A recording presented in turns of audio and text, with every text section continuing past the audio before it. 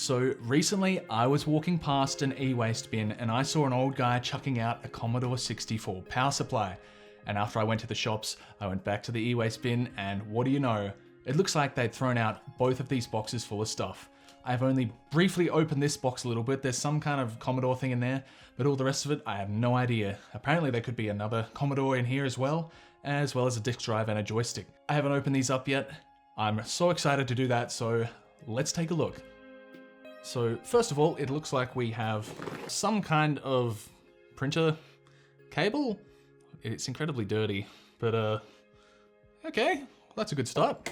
And next up we have the 240 volts, 50 hertz, and with an Australian plug, Commodore 64 power supply, which who knows, it might work. I'm assuming that means there will be a Commodore 64 inside this box. So let's take a look, shall we? So here we go, both cameras are working. Oh, Commodore, no wait, an Amiga. An Amiga.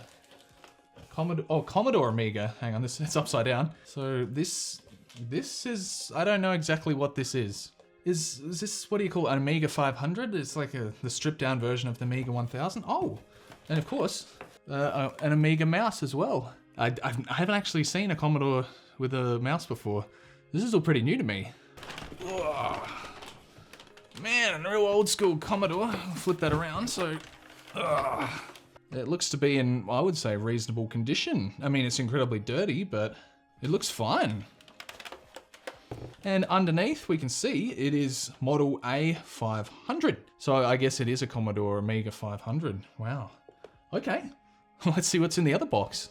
Okay, so now we're on to the big box, which is taped up a little more than the other one. I haven't actually looked inside yet, so I really do not know what to expect from this thing. Apparently there's going to be a disk drive, a Commodore 64, and a joystick, according to the box. Who knows? Let's see exactly what there is. Bit more tape, bit more tape. There we go. No, bit more. Okay, this is it.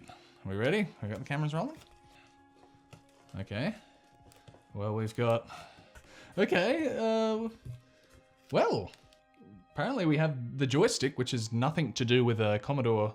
So we have a Microsoft Sidewinder, and yeah, actually the manual as well. Yeah, we've actually got the manual for a Microsoft Sidewinder joystick, and of course, it looks to be the joystick itself. We've got a box of discs. Yeah, apparently there's some discs in, maybe some discs in here. So we've actually got some discs, that's kind of cool. 5 1/4 inch drives. I'm guessing there must be a drive somewhere in here as well, perhaps. Well, let's see what else we got. So we've got the Microsoft Sidewinder Pro. Pro? Or was it? Yeah, Sidewinder Pro. Yeah, we've got the Microsoft Sidewinder Pro. I remember seeing advertisements for this thing back, I'm pretty sure it was the Microsoft Combat Flight Simulator game. I remember that there were these demo videos and there was a demo of this joystick. So maybe I'll have to try that out in a future video. I've never owned one before. I know LGR did a video on one. That's kind of cool. Oh, and the other joystick. Yeah, there we go. That's a more Commodore 64 style joystick. Yeah, that's a little more Commodore 64-like, isn't it? Yeah. That's what I was expecting to see. And next up, we've got what appears to be a Commodore. Actual Commodore 64 this time. I guess that's a lot older than the Amiga 500? I don't know, a lot less capable as far as I'm aware. I'm actually running out of space to put things. Okay, next up, what do we got? Okay. Another joystick. That's, honestly, I wasn't expecting to see another one. Okay, cool. Got a composite lead, so I'm guessing this can be plugged into a normal TV even. Which is good, because I don't have any Commodore monitors or anything like that. And if we take a look at that one, honestly, maybe this one's for the Amiga 500? The other power supply did say Commodore 64, so maybe that's what that one's for. We've got some, what looks to be, apparently there's a paddle controllers, although I don't see any paddle controllers. Maybe they're deeper in the box. We've got some balls. Well, we got two balls. Two balls, that's not a bad start. Oh, okay. So this is the big thing.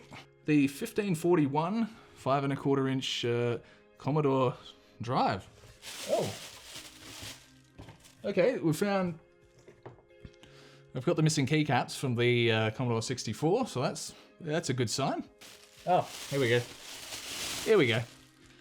And of course, we've got the paddles. So everything is more or less accounted for. Cool, okay, well, you know what? That's some pretty cool stuff. Let's take a closer look at some of it.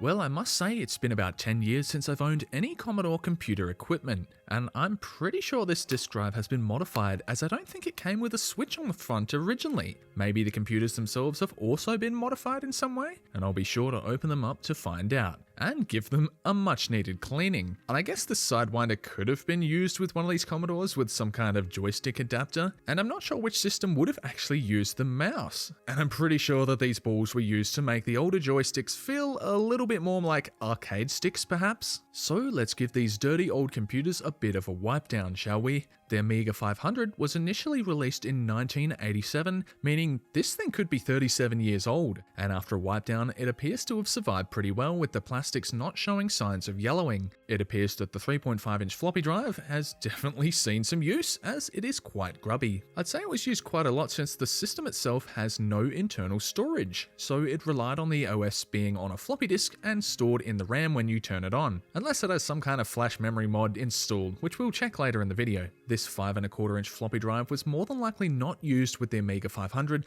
but rather the Commodore 64, and given how grubby all the devices are, they likely saw extensive use. With any luck, the power supply will still be functional, and it's likely over 40 years old, which is truly insane. And just as a bit of perspective, 40 years prior to the C64 releasing, the US had just entered World War II. It's honestly crazy how fast technology has advanced in recent times, and it's really been a while since I've owned any Commodore 64 stuff at all. And even though I used to own some gear, I never used it. I only had it because I got it really cheap off of Gumtree over 10 years ago. Just look at how much gunk comes off these cables. I think it's fair to say they've never been cleaned before. The Microsoft Sidewinder 3D Pro is far newer than any of the devices I found in this lot, originally released in August of 1996, meaning I'm older than this joystick. Perhaps the previous owner was using it with the Amiga 500, but then again, I don't think there's a port that would actually fit it. In fact, what I thought was the Amiga 500's power supply actually isn't. The connector on the computer is square, and I simply don't have one that fits. Both of the included power supplies are the correct pinout and voltage for the Commodore 64 though. Now, the question on my mind is, does the C64 work? I plugged it in, so let's find out. We are getting power to both the disk drive and system, but nothing on my little monitor, which actually makes sense as the RF out can't be run straight into an AV composite connector. So how about running it straight into the RF connector of our TV? I then scanned the analog channel frequencies. Eventually, it stumbled across a signal from the Commodore. Okay, this was definitely something?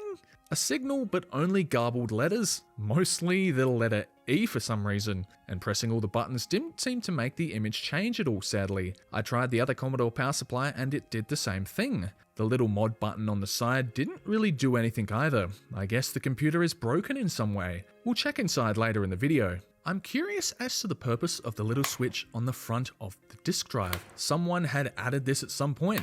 But why? Well, the only way to find out is to crack it open. It's pretty easy to take apart, just a few screws holding it all together. I gently lift off the top casing to reveal the internals. The switch is soldered directly onto this circuit board, which has gotten quite a bit of dust over the years. But what exactly does the switch do? I have absolutely no idea. The rest of the drive looks completely original and in good shape. There's almost a complete computer's worth of circuitry in here, all for the disk drive. So what about the Amiga? A very sought after computer these days, and as far as I'm aware, most, if not all modifications will be found under this little flap on the base. Well, there's a switch with some corrosion, and after some careful maneuvering, the board finally comes out. This looks to be a RAM expansion card, with the little timekeeping battery leaking onto the circuitry. I'll use some isopropyl alcohol to clean up the surrounding area, which is thankfully not too bad. The battery is soldered on, so for now I'll just have to keep it clean and check it periodically. Let me know if you think I should just simply keep the RAM expansion card out of the system